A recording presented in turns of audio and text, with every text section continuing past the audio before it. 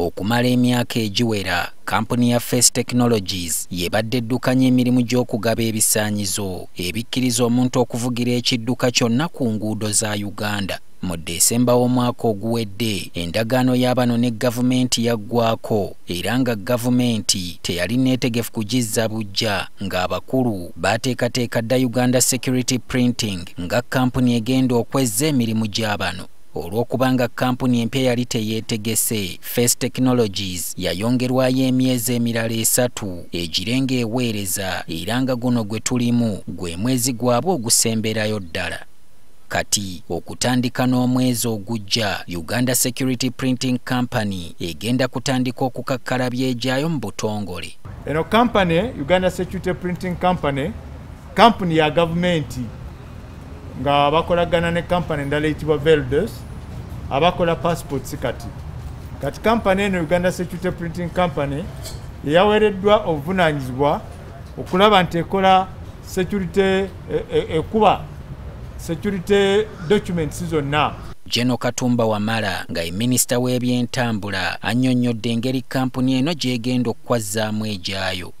Kati licenses tezijja kubanga zigabirwa Kyambogo, tugenda kuzigabira wano ku Uganda Railways Corporation wansi. Lwansonga nti twalaba nga kijja na kwanguyira abantu bakasitoma baffe naddala bo mu kibuga mu kifo ky'okubanga olinya taxi 3 ogende Kyambogo sibyeyo njala naye kati wano kumpi. Ekigambo permit kati tekikyakozesebwa nga kisikisiddwa license. Okusinziira ku bakulu, ebisale tebigenda kwawukana ku bibaddewo ng'eyeetaaga license empya nga ya mwaka gumu wakusasulanga emitwalo 5 n'ekitundu, ayagala ey'emyaka 3 wakusasulanga emitwalo 15, so nga n'ayinza okweva 25 ajjanga kubonga ekidduka okumala emyaka 5. Okuzza obujja license y'omwaka ogumu kijjanga kumalawo emitwalo 5, ey'emyaka 3 yakukolebwangako ku mitwalo 13, so nga ey'emyaka 5 ejjanga kuzzibwa bujja ku mitwalo 23.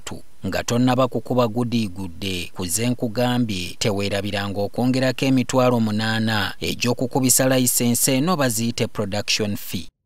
Osasula omulundi gumu mu banka bwe n'ogenda na lisiti yo wali ku Uganda Security Printing Company n'owaayo lisiti ne bakuwe ebibyo. Ekyenjawulo ku pamiti eno agirina ajjanga kusobola okuvugira mu mawanga ga East Africa, COMESA wamu n'ago agali mu mukago gwa SADC.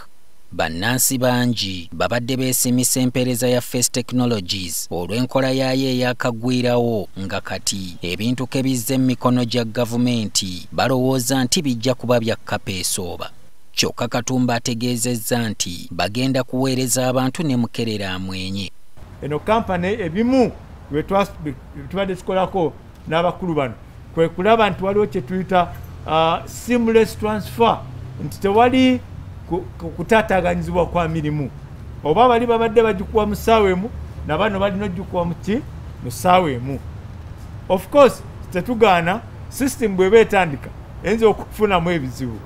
Okusomoozebwa okusinga mu nteekateeka za gavumenti kikula kino be bakyupuzi abayita gavumenti kulitalaba ne bakola ebintu ebitatuukana na mutindo. Naye ku mulundi guno General Katumba Wamala agamba bagenda kuba batunula nkaliriza ng'alagiriza omusota okakasa nti kino tekibeerawo.